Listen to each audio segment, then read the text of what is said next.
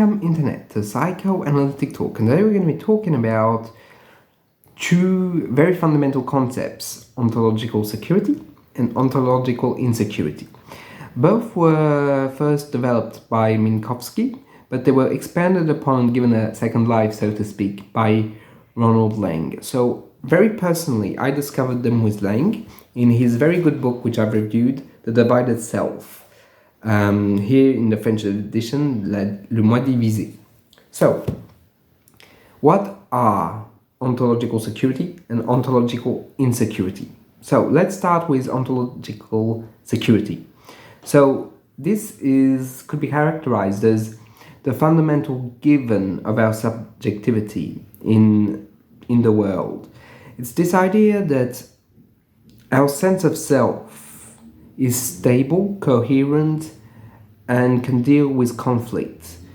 It's this idea that we as individuals have a stable enough sense of self that whatever happens is in a way not going to destroy our personality, our being, and who we fundamentally are.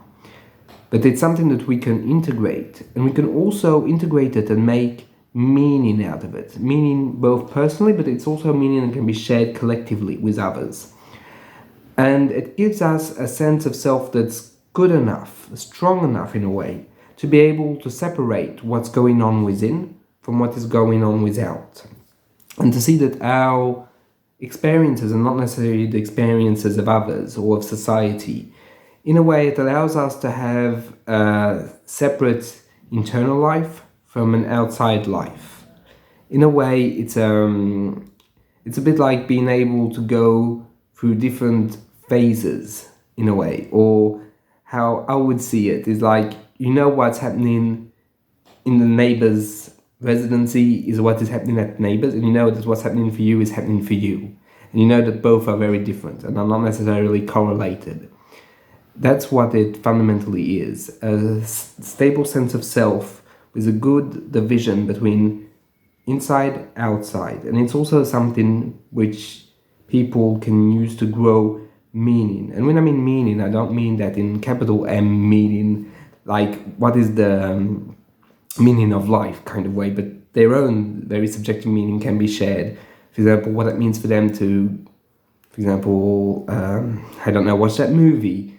What does it mean for them to have a family, and so on and so forth. All those very core elements are stable and do not change in a drastic, fundamental, broken way throughout life. They change, and they can sometimes change very deeply, but they're not because the person is fundamentally broken down. They change because the person ideas evolves, his subjectivity evolves. It's an evolution, not a fundamental break in the subjectivity.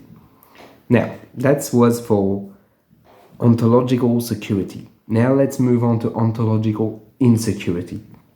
So, ontological insecurity is exactly the inverse of what I've just said.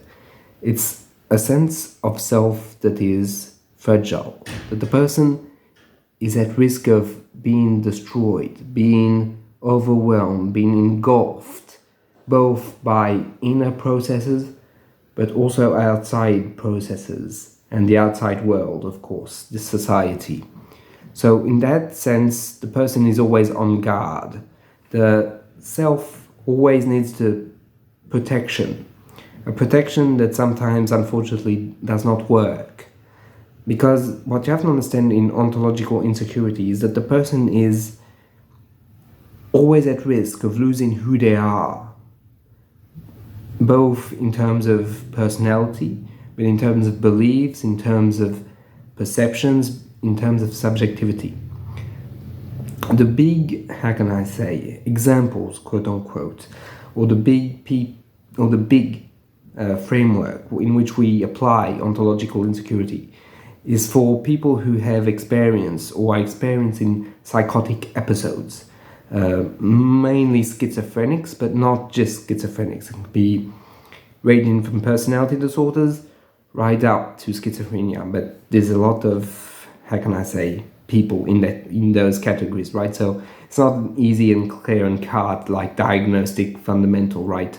It's more something that's subjective. But what you have to understand is that in those cases, the self is vulnerable. It's so vulnerable that it cannot maintain its own image. So often what's going to happen is that in that vulnerability, for example, during psychotic breaks, the outside world, the society, and one's inner drives, both are going to start becoming mixed up.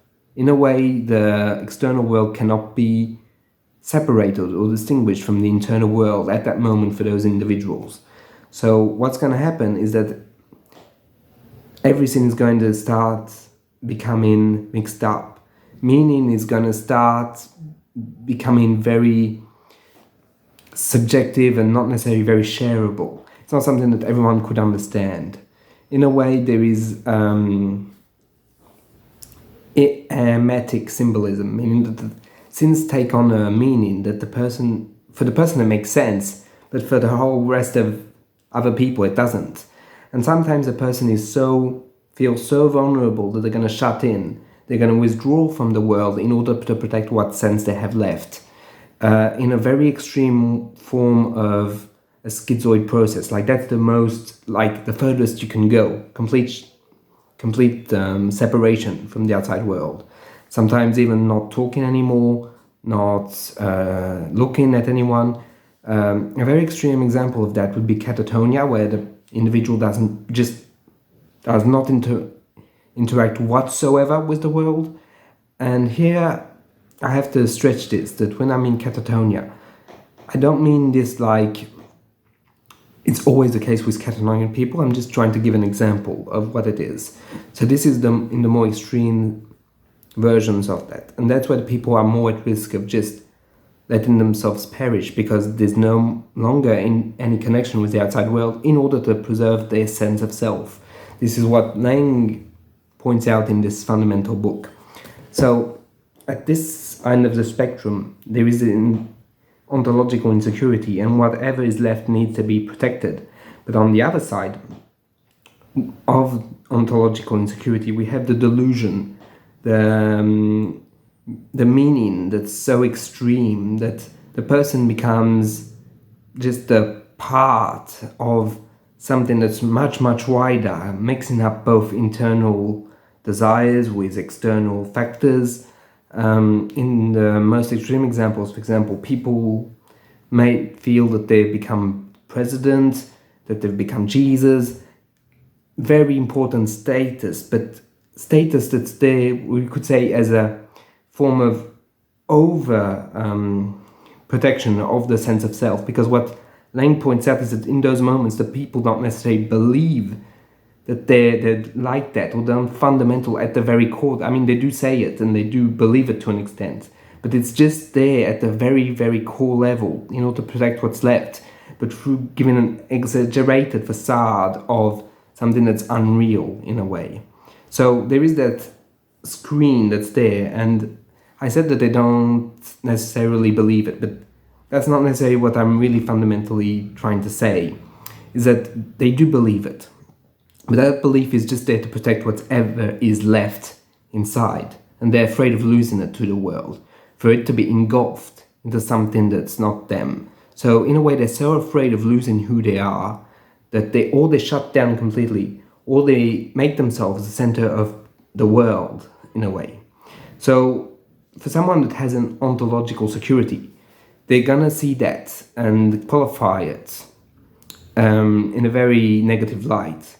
Because in those moments, there is this kind of implicit realization, or that basically everyone can lose at some point their ontological security. And that's fundamentally frightening. So therefore there's a form of otherness that happens of when people are in their ontological sense of security, they are very afraid of losing it. And that fear is I think one of the reasons why people reject people with severe mental illnesses, is because they're very afraid of losing their sense of security, their sense of being, as the others have lost it.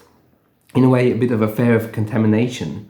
However, I think that that's where it becomes fundamental, that we keep the idea of those people being in a sense of insecurity, because it's through a community, through therapy, through the relationship with other, what we would call in psychology the relationship with the object, meaning the outside person, that the person can start to regrow a sense of ontological security, to rediscover who they are, to let go of that emergency meaning, like being Jesus or having a delusion, that they have to let it go in order for them to become back who they were back again. And of course, there's always going to be a lot of, how can I say, subtle work, right? Because there's no way of healing from those illnesses. Or there's a way of healing, should I say, but not complete and perfect cure for them. That's a better way of saying it. There's no 100% cure. It's rebuilding step by step that ontological security. And of course, everyone can be at risk at certain very precise points of having moments of ontological insecurity. And there's nothing wrong as so as the mind can deal with it.